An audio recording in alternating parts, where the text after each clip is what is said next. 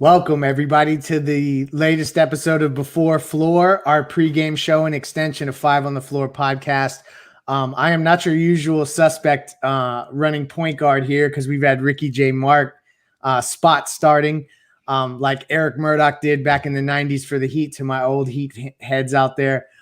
Ethan is in traffic and rain, so we're not going to risk his life. So I'm going to run point guard on this episode, and we're going to get you ready for a huge matchup from Miami's perspective, and that is Philadelphia comes to town. So with me is Brady Hawk to give us his perspective, and I know he's got to listen into some of the updates so far, if little, that we do have, and then Alejandro on the ones and twos, but also will he will be a bigger part of tonight's episode because it's next man up here. This is playoff time. We're saving people for the playoffs, so it's our time now. Exactly. This is true. This is our maintenance plan. But before we start, we do want to acknowledge that this pregame show, Before Floor, is brought to you by Aggressive Insurance. Insurance by Lynette is often what we say. And insurancebylynette.com is her website. She's a licensed insurance professional specializing in auto, home, life, and annuity programs. She's really one that will go to bat for you and look out for your best interests. I know that Ethan has personally dealt with her recently and had great success in getting lower rates. So definitely reach out to her. She will work on your behalf aggressively, as her name suggests. 954-581-8800. You'll see her in the comments. Say hello to her on Twitter. She is a member of Heat Twitter indeed. And that is Insurance by Lynette at Aggressive Insurance. So let's dive into this. I would say, like Ricky does, Brady, hit us with the updates for the injuries, but I don't think you have them yet, right? Yeah, both teams' star player is basically going into the warmups, and they're going to make a decision from there. The Jimmy thing is, like we said, just going into warmups. They're going to make a determination probably pretty soon. If I were to give my guess, I would guess that Jimmy does play because, as I talked about, going into the final minutes before a game, it just doesn't seem likely that Jimmy backs out the last second for especially something that's considering it's an eye injury. If it was soreness in the leg or knee or ankle General that he's had soreness. issue. Right. It's like, if you could see to drive to the arena, I think you're going to be able to play ball unless he was driven there. And I wouldn't put that past Jimmy. You know what I mean? On a completely unrelated note, I think it's a fun thing to think about because the question was posed, and I'm reading a tweet from you, Brady, 44 minutes ago. But I want to ask Alejandro. They discussed UD because UD has to get on the court soon for him to qualify as a player this season. At least that's how I understand it. And he said it's going to happen before the season ends. So I'm asking you, do you think tonight in front of the home crowd, since it's the last home game of the season and you never know if he's going to retire, that tonight is the night we see UD? It's actually weird that he hasn't played before this season, especially with all the guys that have been out. And I mean, there's been some games when we could actually have been using UD a little bit more. And it's been a surprise to me that he hasn't seen any minutes so far. So yes, I'm expecting to see him tonight to play at least a couple of minutes there. Why not? I mean, they already clinched the spots in the playoffs. So that was the main objective here. So yes, I'm hoping to see him tonight for sure. I hope so too. I hope he's the first one off the bench. Although it doesn't really go with, well, in some ways it does actually. I guess Embiid or no Embiid. You really want to get Philly into a half-court game. And Brady, I wanted to talk to you a little bit about Tyler Herro and the way that he's playing. And he's getting into a rhythm that almost starts to dictate pace to a degree with his shot making and the way that he kind of gets in a flow. But it's not always necessarily in the half court, I feel like, but maybe that's just my eye test lying to me. How do you think they balance keeping Herro on track, but also kind of dragging this game into the mud a bit? Yeah, well, for one, the efficiency I don't think is being talked about enough. Since he returned, he's been a very efficient player. And when talking about, the comparisons constantly between, Kendrick Nunn and Tyler Herro throughout the season, it was the consistency and efficiency. And, Nunn was in that range more than Tyler Herro, and he's beginning to make those strides. I do agree with you that the pace seems to increase. It seems like he's initiating offense a bit more, that when there's, the ball's coming off the rim, even when he's not getting 11 rebounds, which is still odd for a guy his size and, the wingspan stuff to grab 11 rebounds and get double-doubles that way. But he's initiating offense to go get the ball and run the floor. As much as people may not like to pull up threes, they're currently falling. And the reason why I feel is that when he's in that type of motion where he's, using his lift, when threes are falling, when he's confident, those always begin to look good. So when he's in, a good rhythm right now, those will probably continue to drop. And another thing is that he's been a mid-range player for, since last year, but I think that now he's seeing different defensive coverages, not to the extent of Duncan Robinson, to be still seeing different things thrown at him, that right now he's, he always went to a snake dribble. I always talked about he never utilized the screen, but now he's finding ways to actually utilize the screen and keep defenders on his hip. And I think that's so crucial for his development, especially in a playoff series when, teams are going to be scheming against that backcourt duo in, Goran and Tyler. So our old friend Shake Milton, I think he's playing tonight. I could be wrong. Yeah, I think he is too. Correct me if I'm wrong, but if I remember correctly, didn't dude drop 31 on us back in January? I believe it was his highest point total of the season. So I'll ask you, Brady, this, and Alejandro, if you want to weigh in on this, you can as well. Who is the guy that Heat fans are going to look at tonight and say, "Oh no, here it comes"? Who's the random scrub Heat killer? I'm pretty confident that it's going to be Seth Curry. It just, that guy, he has his nights where he's just has it going, that he's scoring the ball. And that's the type of player that continually killed Miami, even though it's a lot of nights, it's a backup guy. When they have a streaky shooter like that, that just always seems to be the guy. But I'm sure there's better options with name-wise down the line of their roster that, maybe Alejandro could throw out. No, I mean, that was a pretty good name. The thing is, with the Sixers, you don't know what's going to come out today because they're actually, I mean, they're already almost have secured the first spot in the East. So I don't know what type of game they're going to go after. But yeah, I think Seth Curry could be a good one. I was trying to look for that box score to see how many points exactly was that guy that Greg was talking about scored against the Heat that time, bro. Because I remember those two games against Philly. Remember that the Heat didn't have the entire staff, so I mean it was a totally different matchup at that point. You're right.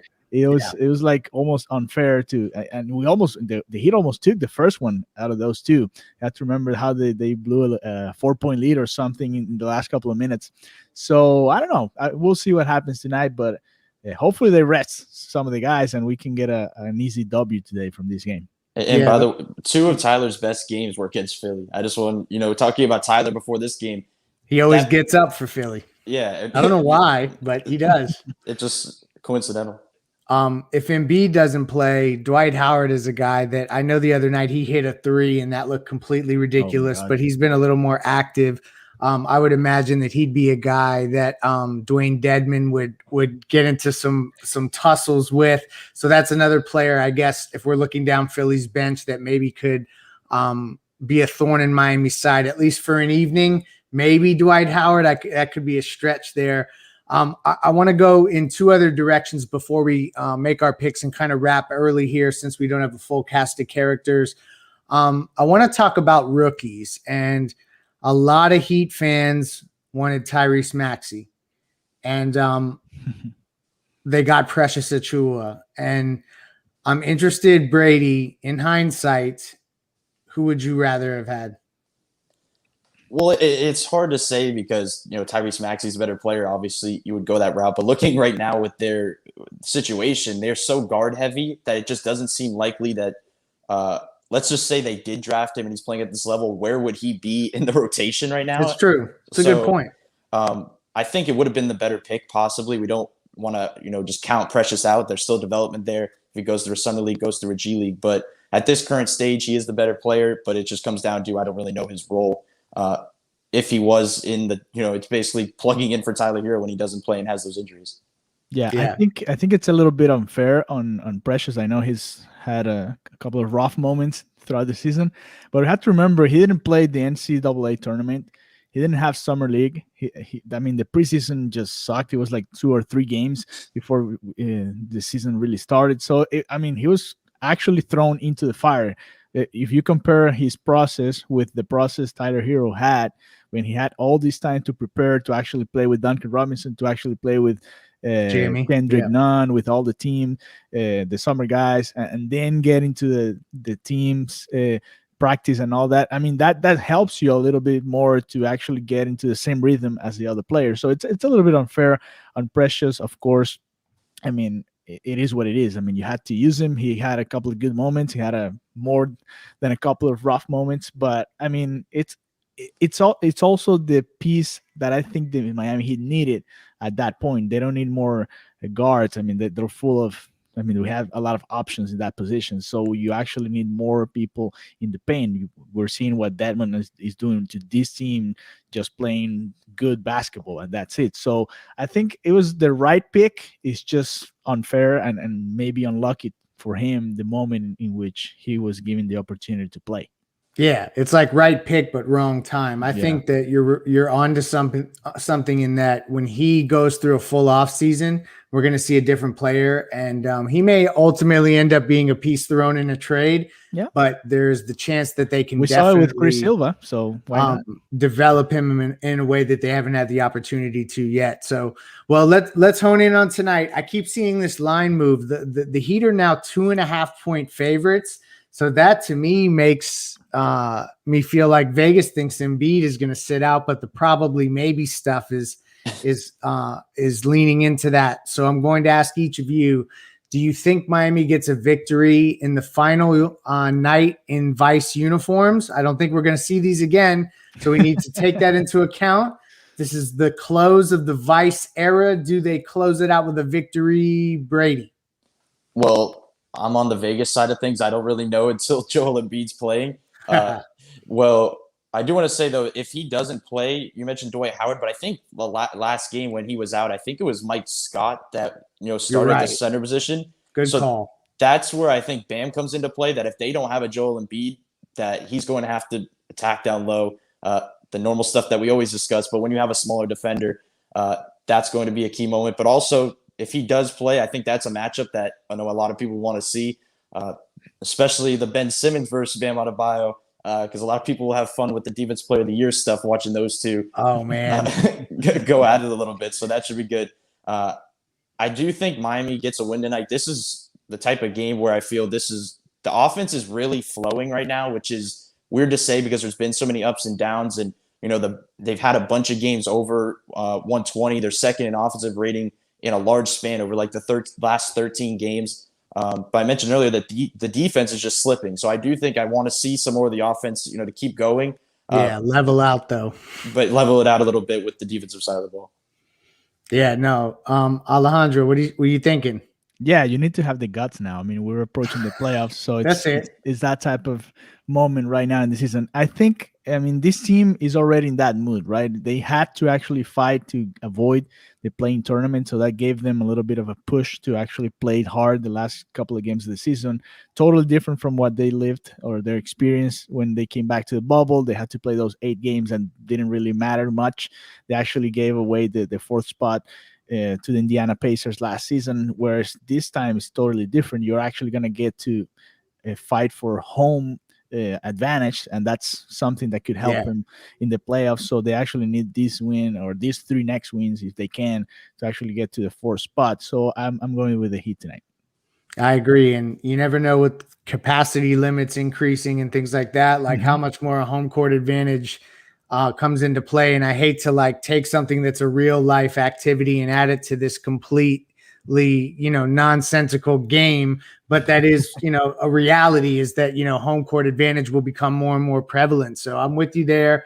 I think that the Heat, I'm confident, can get a victory tonight, but I'm going to go around quickly with you guys on this one, rapid fire.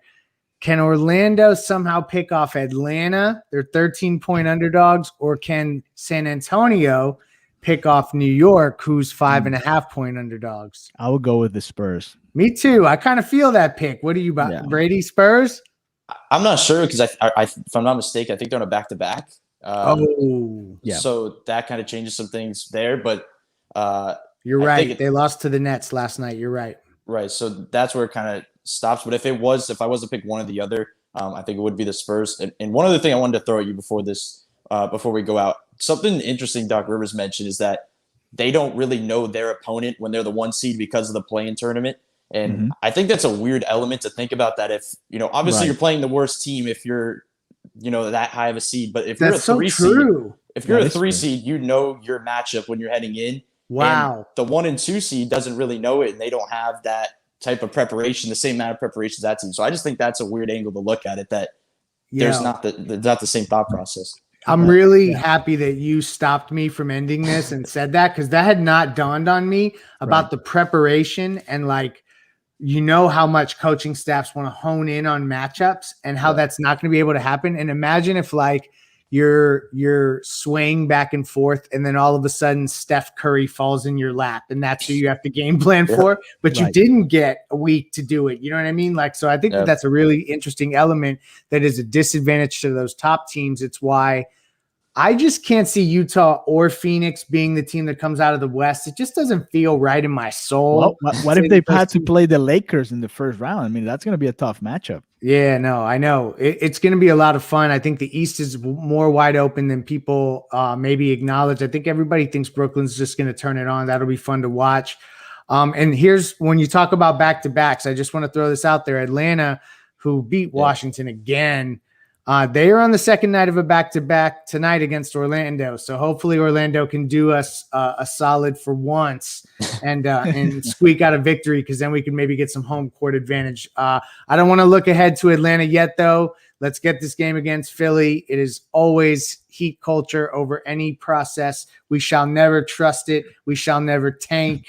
Tell your mother not to tank. And go to Insurance by Lynette, A Aggressive Insurance, who brought you our pregame show. Have a good evening. Yeah, thank you, guys. So now we're going to go with Eric Spoelstra and his press conference right before this game against the Philadelphia 76ers. So let's go ahead and listen to him, and then we'll listen to Doc Rivers and what he has to say about this matchup against Hey, the Eric, Miami. if there's been a determination and I missed it, I apologize, but do you have an expectation on whether Jimmy's going to be able to try it tonight? He will go through his warm-up, and then we'll make a determination after that. You guys have been chasing the berth, to get out of the play-in for a while now.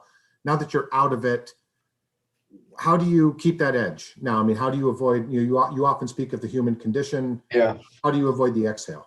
Well, we still have, more to accomplish.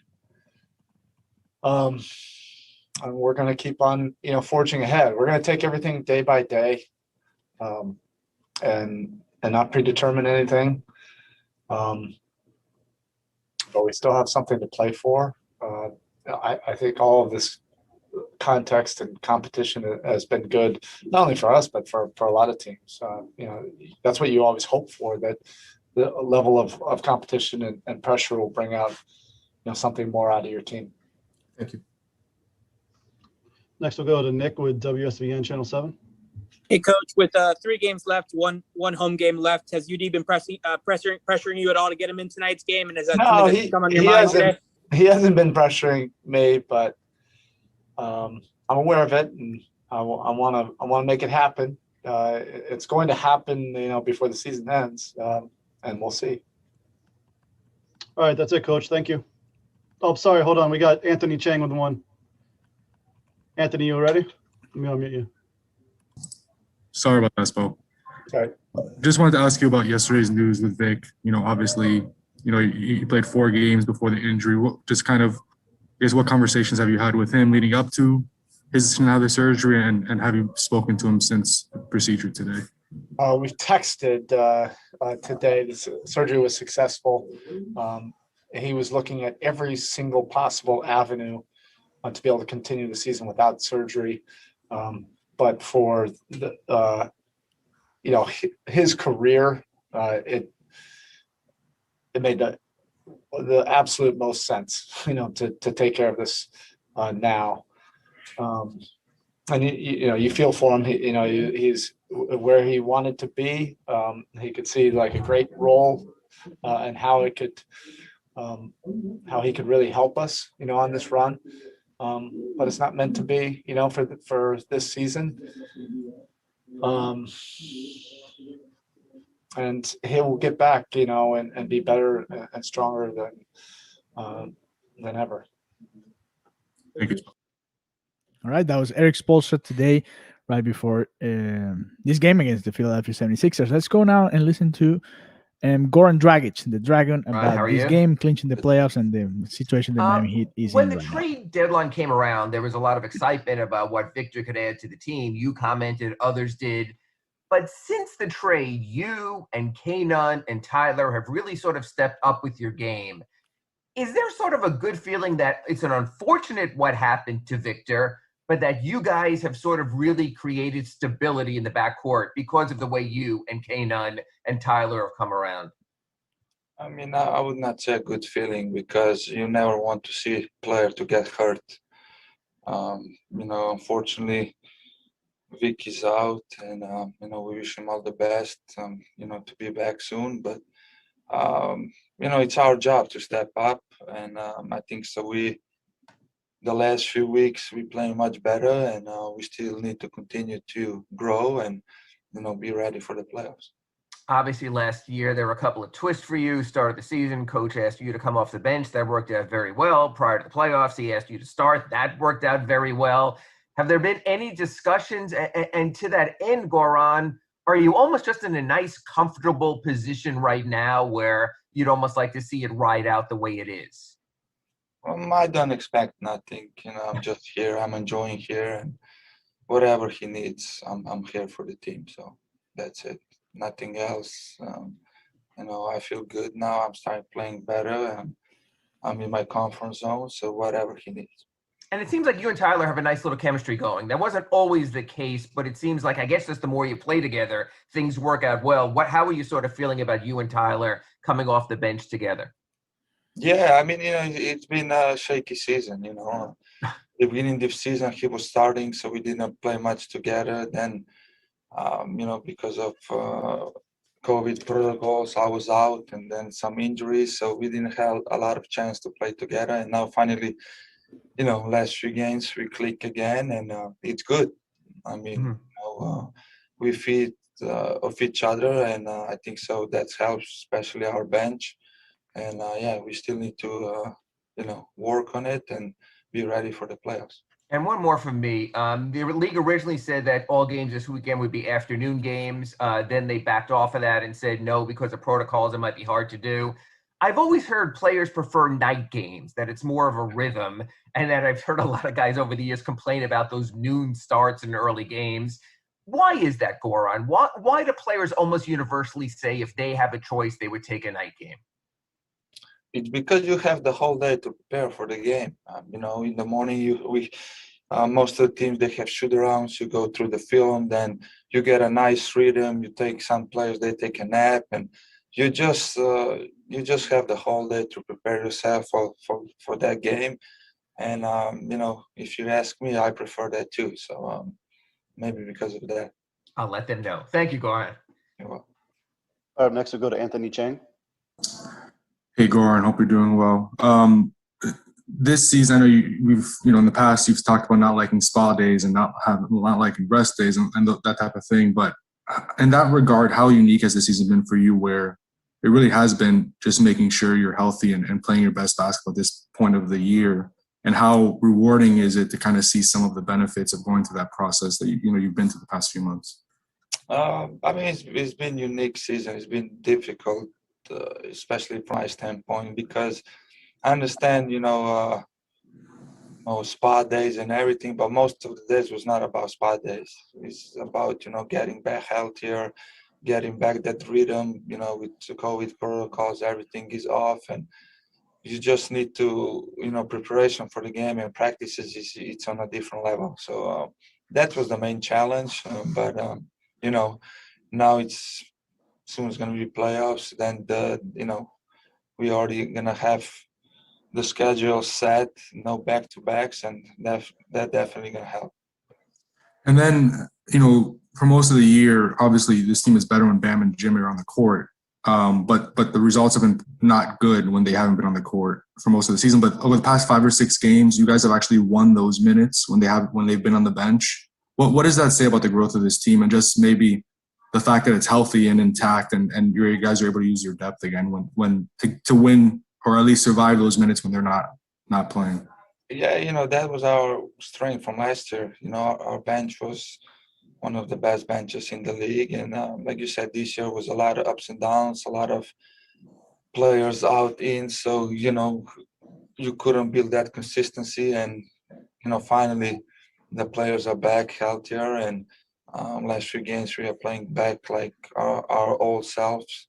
And, that means a lot, especially when the playoffs comes. You need to have a strong bench. And definitely this is our goal, to have both teams,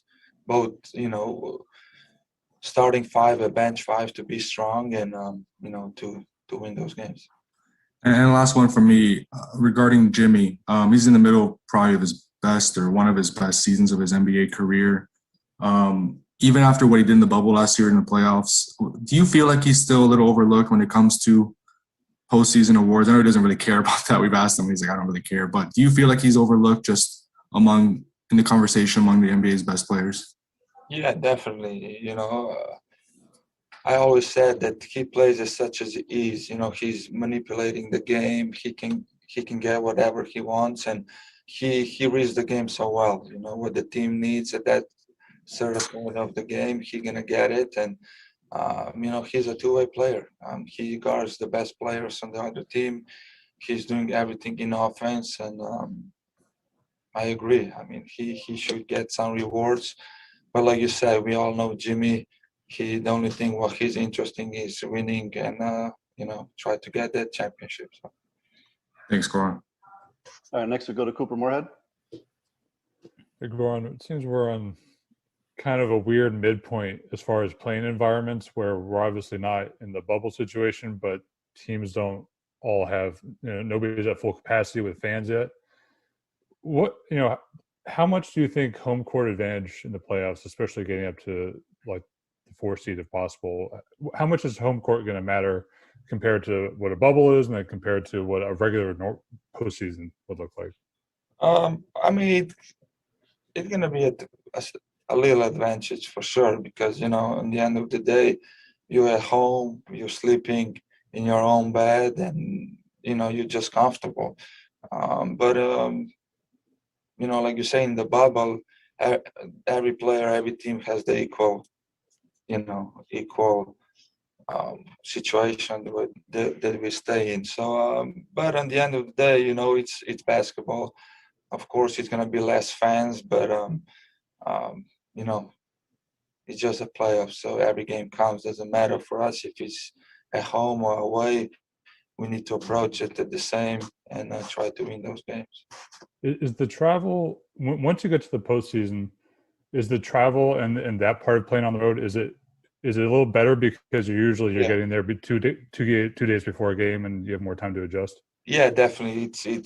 It's easier, a little bit easier. You get there, and like you said, you have 2 straight games over there, so you don't travel so much, and you have enough time to rest and get your body right for the game. So that definitely helps. Cool. Thank you. All right. Thanks, G. That's it. Appreciate it. All right. That was Goran Dragic earlier today talking about the current situation the Miami Heat is going through right now. So let's listen now to the Philadelphia coach, the Philadelphia 76ers, Doc Rivers, coming up now. What's going Show on? here in the Fire Another day, man. Here we are. All right, everyone. Coach is set. Raise your hands. Tim Reynolds. Tim Reynolds. Wow. Hey, Doc, how are you? What's going on? I appreciate that, I think. Hey, Jose's on. The fuck is this, a Miami reunion? What the hell's going on? You know where you are? What's going on, guys? Doc, I had 2 things for you, although now I'm afraid to ask you both of them. The first one is that this year, I know you guys have had some fans, not a lot, but you have some at home. Why have you guys been so good at home when everyone else pretty much has? I mean, it's going to be the worst home record combined in the NBA this season ever. why have you guys had a home court advantage even without a lot of fans? Tim, I really don't have an answer. They were good the last couple years at home, so I think that was already entrenched in them, with or without fans. So that may be simply the answer. It is nice having the fans in there. I think we have a group of guys who like performing in front of fans, but the first half of the year there was no fans and we were still winning at home. So comfort, I don't know what the answer is, honestly, but it's nice to have, I can tell you that. And my other question, there's a rumor going around that you guys might actually have an opportunity to practice next week, maybe multiple times. Yeah, I don't know what we're gonna do. My guess is all the players will come down with practice flu and not be able to show up. So I'm not even sure what we're gonna do. It'll be nice though. It really will. That's the one, like, I was one of the proponents of. I actually like to play in. I just never want to be 7, 8, 9, or 10. But I do think one of the pluses to that is we don't jump right from the regular season to the playoffs. It gives us an opportunity to prepare. Now, if you're the 1 seed or the 2 seed, you don't really know who your opponent is, but you still get to practice. So, I think it's good. Cool. Thank you, Doc. Jose Pineda. Thanks. Hey, Coach. Thanks for the shout out. You said in the past that maybe the seeding really wasn't important, who you face in the first round or not. So how do you approach these 3 games you got left? In terms of who do you have available or not, and do you have Embiid available tonight? Yeah, well, he's here and he's working on the floor, so we'll know after the work comes out. So probably maybe would be the answer with Joel. Listen, it'd be great for us to get home court. We don't worry about who we play once we get that. You know what I mean? Like, you can't control that. And Jose, you've been around long enough around championship teams. And listen, either you're good enough or you're not. And if you're good enough, you're going to have to beat somebody. You really are. You're not going to be able to dodge your way. There's no accidental champions. I say that all the time. And so if you're going to win it, man, you're going to have to go through it to win it. Well, congratulations on a great season, and never forget who you were playing golf with when you got your first call to be your first coach. That's exactly right. I'm glad I answered. Just don't tell Pat Riley who we were playing with. Okay? Yeah, that's true. Thank you. Next we'll go to Kai Carlin. Hey, Coach. I just real quick wanted to ask about Joel. I know you said he's a maybe for tonight, but do you know what he's sick with? Like, is it the flu or is it like a gastro type thing? Like it's like really what's the sickness he's dealing with? Oh, you're getting that in depth. So, I thought the flu covered everything. I thought that covered stomach, throat. Other than that, I don't know. But I do know he was pretty sick. He worked out yesterday and didn't look great, but he got up and down the floor a little bit. So it's funny whenever someone asks me the flu, Kai, I don't ask them like what type of flu, but maybe we have to do that more now. So I don't know. It would be the answer again. Well, I don't know, man. I'm just trying to get a little less specific. I don't know. Thanks, Coach. Appreciate it. All right. Time for a few more. First, we'll go to John Clark. Hey, Doc, what do you want to see from your team tonight offensively, especially with what happened in the second half the other night? Yeah, John, like, again, I don't really overdo the past games. I look at the season as a total, and we've been pretty good overall offensively. So I'm not that concerned by that. We lack ball movement, a lot of iso ball. That's not who we've been. So you kind of watch it, you throw it out, and then you just come back and play tonight. So, number one, we'll have more players tonight. Shake will be back. Ferk will be back. I think Matisse is out. I'm pretty sure he's out. And then Joel may be back. So that alone will fix things. Thanks. Time for 2 more, and we'll start with Mark Narducci. Hey, Doc, Joel missing the games he has, and even when he's been here, can you just talk about what Dwight has meant to this team and just the role that he's played for you guys? Yeah, he's been great, Mark. And honestly, unless you and everyone else knew more than me, I didn't know what to expect when we signed Dwight. I thought last year he kind of, fell into a role, and he played his role very well for the Lakers. I thought he was huge in that Denver series, him and JaVale McGee, and helping them get through that series. I think he's even been better this year in his role. He's been a dominant rebounder. He's definitely been an instigator. There's no doubt about that. And that's important to have those type of guys if it's controlled, I guess would be a better way of saying that. So, yeah, he's been invaluable for us. Yeah, thank you. Last question, we'll go to Landon Buford. Hey, Coach, I wanted to ask you this, I think 2 days ago, but I spoke to yesterday or last weekend, and he said basically Michael speaking for Kobe this weekend is going to be the most influential Hall of Fame speech ever. I wanted to get your thoughts on that. Yeah, I'm not going to rate this the most influential speech ever. I think that's a hell of a bar, number one. But it's still sad that Kobe cannot get the award and give his own speech, Landon. And so I think for most of us, that'll be more of a reminder of that. Not even what Michael says, the fact that Michael is doing it is important. And whenever Michael speaks, it seems important because he doesn't speak a lot. So I think that'll be great as well. It'll be an amazing weekend. I can't remember one with more players Tim Duncan, I still think is the most underrated superstar in the history of the game. It's such a fitting weekend for him to go in because he'll be overshadowed. And it's probably exactly the way he wants it. Kevin Garnett, who, I don't know, means other than the world to me, basketball speaking,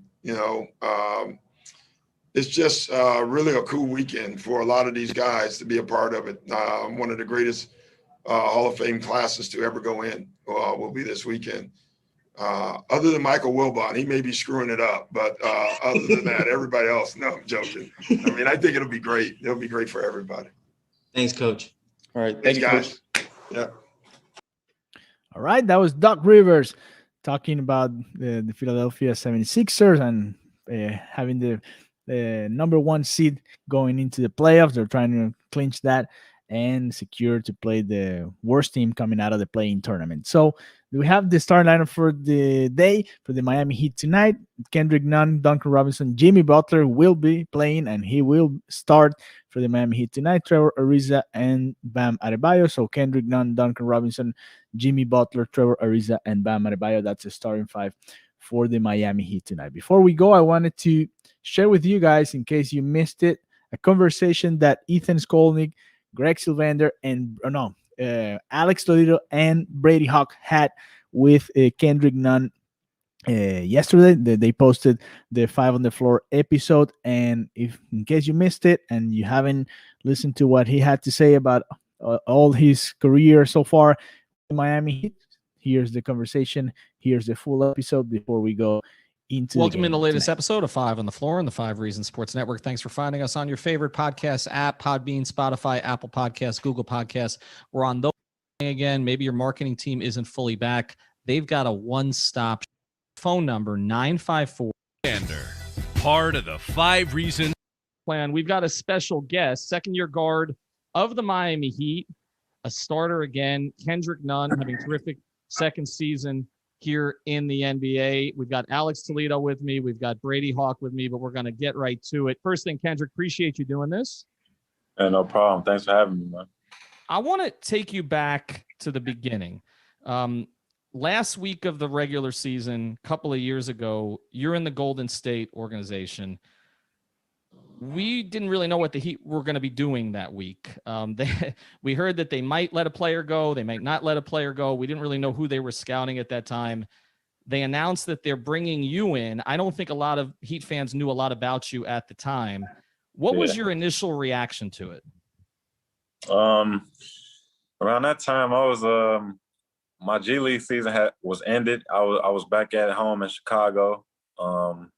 just still training. Obviously, the NBA season was still going, so I was hoping for a call up, and I was in Chicago training. And I got that call from my agent, like, "You're going to Miami, pack your bags." I was on the first next flight to Miami, so I was extremely blessed to be able to be in that position. I was extremely happy. Did you think at the time that there was a path for you with the Warriors? I did. I actually did. When I signed with them on draft night, I thought I had an opportunity. I did have an opportunity, and I was fighting for that last roster spot at training camp. So I definitely thought I had opportunity there. All right, so Kendrick, I wanted to ask you this. Like, pretty much, you Ethan started off with a question about how you were with the Warriors, how you ended up with the Heat, and you kind of surprised all of Heat Nation here. You pretty much been a good, consistent starter for the majority of the 2 seasons now. And I think a lot of us can agree you've shown a lot of improvement this year, polishing on some stuff when it comes to your defense, your scoring, your playmaking. You've rounded out as a player there. And I wanted to ask you specifics when it comes to that. I think Spo has done a lot on defense this year, asking you guys to do a lot when it comes to trapping, blitzing, zoning, switching. And you guys have done a great job of keeping up with all the different coverages. How have you feel you've done yourself keeping up with all the different defensive coverages that Spo has thrown out there? Yeah, I think I've done a great job with it. I'm the type of player that has a lot of versatility to my game and defensively as well, so I can guard multiple positions from the 1 to the 3, maybe even a 4 sometimes. It depends on who's out there on the floor, but I've been well in this system of defense. I think I'm the perfect player to fit in defenses like this, get to fly around and just use my talent and get stops and steals and stuff. Hey, Kendrick, I'm just kind of wondering, going back to the summer league type of thing, you came in without a lot of people knowing your name, playing next to a guy like Tyler Herro, where a lot of people did know his name. There was a lot of eyes on him. I'm just kind of wondering, did you think it was possible that not only in a couple months you'd move up to this Heat team, but not only that, but become a starter in a matter of months? Did that ever cross your mind that, that quickly that could turn and that could happen? Yeah, to be honest, it was. I was having those thoughts, and that was definitely on my mind. I had a great summer league with the Heat, and going into training camp, I mean, I've met with the staff, and they said the opportunity was there, and to go take it. They were supportive of me and loved my story, and they said the opportunity was here. So just to work hard, and anything can happen. And I did that and fell right into the spot. I earned that. But even so, you come out of the gate last season as a rookie, and I don't know that you were on everybody's scouting report at that point, but you just kind of jumped out for the first month. I mean, scoring a ton, kind of getting to your spots. I mean, you were putting up rookie numbers in the first month that were like comparable to what Dwayne Wade put up in his first month. Did you ever think, with everything that you've been through to get to that point, that I don't want to say it came easy, because I know nothing came easy, but that you would have so much success so soon? Yeah, it was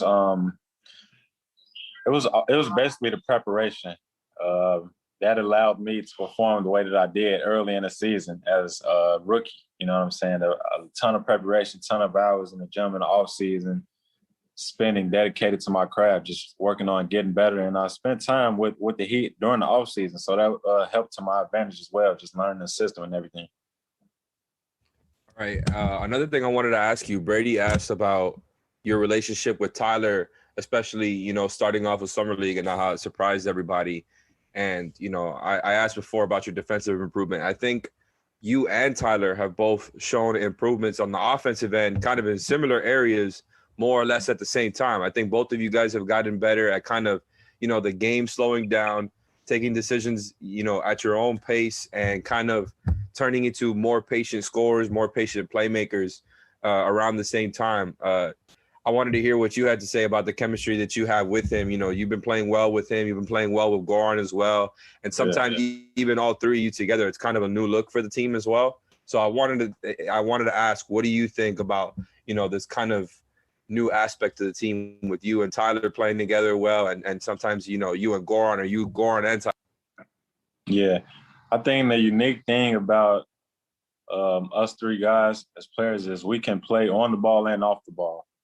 We're great handling the ball and we're great catch and shoot guys. So we can play on and off the ball. And you have a combo backcourt like that, I think that's pretty tough to guard. And we've just been working out together, for 2 years now. On off days and stuff, we get together, we work out, we challenge each other, make each other better in practice. So we know each other games and the chemistry is just constantly building. To that end, how is it different to play with each of them, Kendrick? Because you've had time to play. Obviously, you played with Tyler a ton in Summer League, and then you played with Goran a lot last year, actually. And you've had, I think, more success with Goran recently, just according to the numbers, than maybe you did at first. What are the differences in playing with each guy?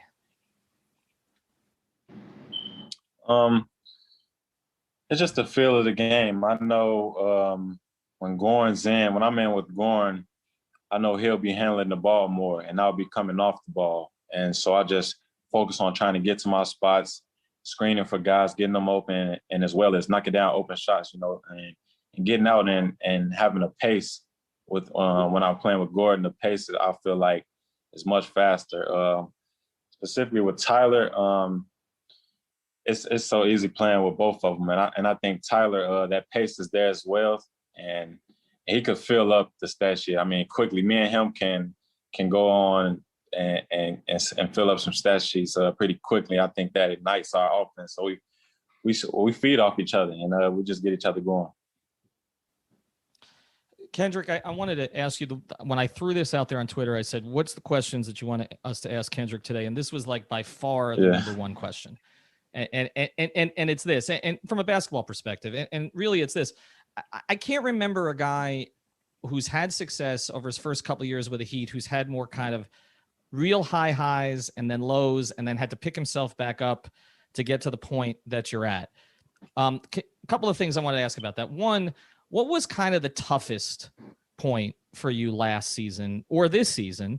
And who were the people you talked to, or how did you, because I know how you're Chicago tough and you worked to get to this spot, but how did you continue to kind of push yourself through to get back to where you're at right now, where you're a full-time starter and your efficiency is higher than it was last season? Yeah, I think it was some highs and lows both seasons. Last year, maybe, I mean, I didn't play well going into the bubble. I was out with COVID and missed like training camp for the bubble and things like that. And that kind of took me out of the rotation. And it was a struggle getting back into the rotation when we were already in the playoffs, so that was pretty tough, but I stuck with it. And we were in the bubble every day working hard. I was still working on my game, still with the team and practicing and working on things I need to work on. So eventually I stacked those days on top of each other, and it came back around to me. The opportunity came back around. And I think this year, just some ups and downs at the beginning of the season. I wasn't in a rotation at all, had some DNPs and things like that. But again, I was still putting in my work and handling what I needed to do, being professional about it and staying ready for the opportunity as it would come back around again. So it was just the people in my circle, the coaching staff as well. I credit them and my teammates. They all told me to just stay ready. The opportunity will definitely come back around. Like I've seen it happen before. And I just had to believe that, sometimes you can get down on yourself, or you can fall out of sync with the team and things like that. You can be, make excuses and a bunch of things, but that's not something I did. I stayed, I put the team first and stayed team driven and trying to help the team whichever way I could. And we call it staying in the saddle. And that's pretty much what I did. And the opportunity came back around. I was ready for it. We'll get back to our episode with Kendrick Nunn here in a second. Before we do, I want to tell you about a couple. 954. So deal with an owner, not a sitcom. We want to thank another sponsor of the 5 with one of 3 new in end delivery at tonight's episode. I want to let Brady jump in here in a second, but just one follow on that. Were you a lot of guys who had COVID, at the time they didn't talk about how it affected them, but maybe after the fact they did. Did you have any physical effects that bothered you? I remember your Zoom call when you came back, you said, I'm fine. It didn't really bother me. But did it in any way, either with your wind or anything else along those lines? Yeah, it did a little bit because I had to quarantine for 2 weeks, and my COVID symptoms lasted a little longer than usual. Usually maybe 10 days, they say, and I was still testing positive, you know what I'm saying, a week after, maybe going 2.5 weeks, I was still testing positive. So it was just the symptoms weren't terrible, but I did have like a sore throat. Some days I would feel drained and energy low and things like that. So it was a bit struggle trying to shake that off and become healthy. I had to do a bunch of things. You know, I just tried some home remedies and stuff like that, trying to steam and sweat a lot, just trying to get a lot of stuff out of my system. And it took a while. It took a while to get back healthy, but thank God I did. Want to let Brady jump in here? Yeah, I did. I just wanted to ask you about Duncan in particular. You two kind of came up together. You guys were pretty aligned with a lot of the things you did. Summer league together to jumping into a starting lineup. To now where you guys are basically the biggest parts of the offense. I'm just kind of wondering, like, where was the continuity coming from? Like, how did that kind of start, and how has that grown since then? Obviously it gives you so much space to work, and you guys play so much together. But I'm kind of wondering, when did you really realize that was serious, that when you guys get a lot of minutes, you can really be effective? I seen it all the way back into day one. I'm not even joking. Like in summer league, like this guy's a lethal shooter. You know what I'm saying? He's an elite shooter. So we've just been building chemistry ever since. And I knew he was the type of player he was, even going back to the G League. And I was on the Santa Cruz Warriors. He was with Sioux Falls, the Heat G League, and we were playing against them. I knew he had talent. He was always a sniper. And then he put it on the floor a little bit more. So I seen his game overall. And when we got together, we just fed off each other. I would feed him, he would feed me, you know what I'm saying? We would challenge each other, make each other better. And I love going to work with Duncan. That's my guy. Kendrick, so you mentioned just there how Duncan has kind of gotten better at putting the ball on the floor, adding counters, and not just being, the elite shooter that he already is. And I want to shout out my guy, Greg Sylvander here, the other guy of our crew. Couldn't be on tonight, but I did ask him if he wanted to ask you anything. And on behalf of him, he asked, who is someone in the league that you look at and ask, how can I incorporate what they do into my game? I would say guys that I look at in the league, so it's a lot of guys that I just watch film on. And, I take some things out of their games. I'm just seeing how focused and locked in they are. Maybe, a catch and shoot from Curry, or the ball handling, pick and roll from Dame and CJ, or defensive clips from Drew, So I tap in. I try to tap into a little bit of everybody and take pieces of their games and implement to mine. I want to get into the single fatherhood initiative with you here in a second, but just a couple more things kind of about your play. With everything that you've gone through, the ups and downs, I think some maybe wrote you off a little bit this year or maybe last year in the bubble. Does that stuff drive you in any way? Do you see it? Is it personally gratifying when you kind of get yourself to the top? I mean, what are your biggest drivers to kind of get to the next level? My biggest driver, I would say, it comes from within. I can honestly say it comes from within. I mean, I don't look for outside influences to motivate me. I just feel like I'm the best, you know what I'm saying? And I want to prove that. So that's where my motivation and drives come from. Obviously, I have family and things like that also drives me. I have a son that I'm taking care of and raising, that he drives me a lot and motivates me. But honestly, I think it just comes from within, the natural joy of the game, and I just love playing. But you're a guy also, I mean, Eric Reed's commented about this on telecast, like, a lot of times we don't know how you're feeling on the court. Like with other guys, like Jimmy, we know, right? I mean, Bam a little bit. Tyler's got that bounce when he's feeling good. I mean, even Goran shows a little of that kind of, Euro Goran thing. But it's like, he even said it the other night. He's like, with Kendrick, it's like, I mean, that smile we saw from you, we see it here, but like, you're like one note on the court. Have you always been like that? I mean, even when you're yamming on people, they still don't show a lot of emotion. Yeah, I inherited that at an early age. I think just from watching guys like Derrick Rose growing up, that was one of my idols that I watched and tried to modelize. I watched closely, you know, coming from Chicago, him going to Simeon, things like that. He was very even keeled throughout the game. Like through high school, you can go watch his highlights. He would be windmilling on people and one crack a smile, you know what I'm saying, or celebrate. So I got that from an early age, and I mean, we talk a lot about Navy SEALs training in the off season. I've done, you know what I'm saying, we've had some Navy SEALs come in and do some off season training with us in college and in the off season. So I just kind of picked their brand a little bit, and they always even kill. So I try to inherit little characteristics from them. All right, but when Jimmy is trash talking somebody on the court, I mean, is it hard not to laugh sometimes? No, I get involved for sure. I mean, you may not see it, but my opponent, I talk a little shit sometimes. All right. And I got to ask you this, and we're gonna wrap this around here. But like, Jimmy talk. I mean, I'm sure you're on his team a lot in practice. Not that you guys get a chance to practice that much anymore, but like has he given it to you at all in practice? I mean, Duncan's told some stories about him giving it to him. Has he given it to you at all?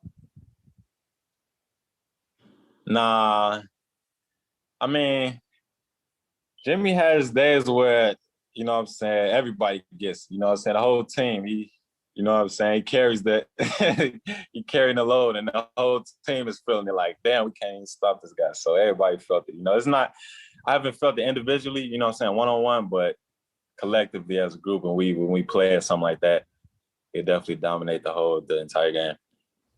I want to ask one more question when it comes to Jimmy and Bam. I think, you know, they were all NBA defenders last year, at least in my opinion. I don't think they've gotten significantly better as defenders. They're already elite, but somehow it feels like they turned it up on defense even more this year. Like Jimmy has turned into just an incredible like safety and help defender, as he was already a great one-on-one defender. We already knew that from his time in Chicago. And Bam, like, just with all the defensive coverages, like I mentioned earlier, just doing all this different stuff on the back line and the defense. And I just wanted to ask you directly, is Bam Defensive Player of the Year in your eyes? He Or is. is it Jimmy? He is. I agree. He's definitely Defensive Player of the Year. First half of the Boston game the other day, only I hear because I'm next to him in the shrink, he's going at Tatum and talking shit. Crazy. Letting them know about it, like I'm here. Yeah. That's when I realized, yes, sir, he needs that award. You know what I'm saying? He can defend 1 through 5. He can guard the post, the perimeter, block shots, passing lanes. He can do it all. I would definitely give him that award. So Kendrick, him wearing the shirt of him blocking Tatum on the plane wasn't enough trash talk. He needed to do a little bit more there on the court.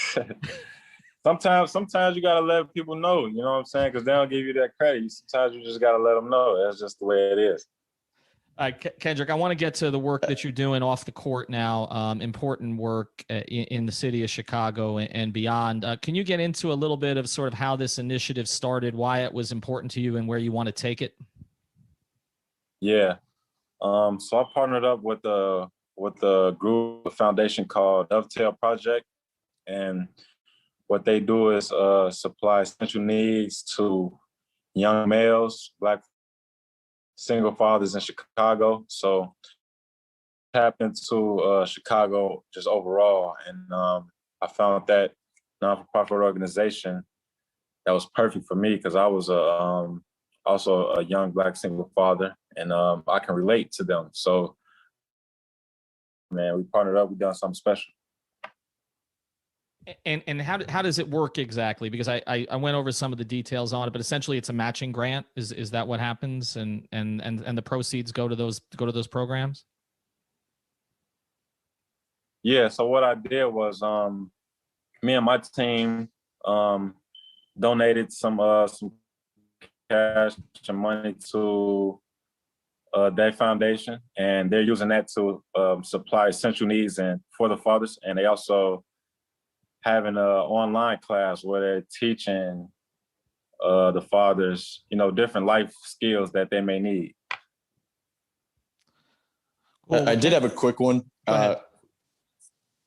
ahead. I did have a quick one real quick about, aside from basketball, it's not normal for two rookies to have their name, in a rap song or a song that quickly. You weren't lucky enough to have it probably as the song title. G League to this point, what was that like the first time, you maybe turn on the radio, look at your phone, and you hear your name in a song like that? Yeah, that was big time, bro. I can't even lie to you. That was a surreal moment, because you don't know if everybody's paying attention, and that tells you that they're paying attention. To put your name in a rap song, like, I'm saying, I'm balling like I'm Kendrick Nunn.